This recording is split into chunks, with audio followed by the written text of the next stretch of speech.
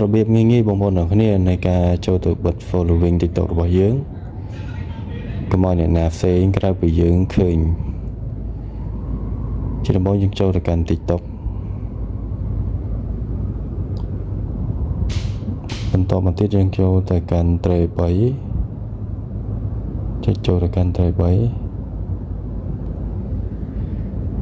បន្តមកទៀតយើងចូលទៅកាន់ setting and privacy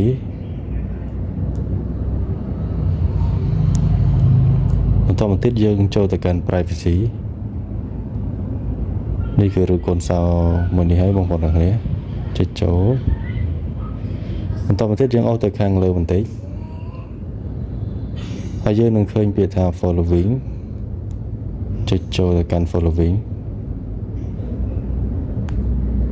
បន្តមកទៀតបើយើងចង់បិទកុំឲ្យមាននរណាផ្សេងក្រៅពីយើងអាចឃើញបានគឺយើងយក only you នោះមានន័យថា only you គឺយើងឃើញតែម្នាក់ឯងតែប៉ុណ្ណោះអ្នកផ្សេងគឺមិនអាចមើលឃើញបានទេ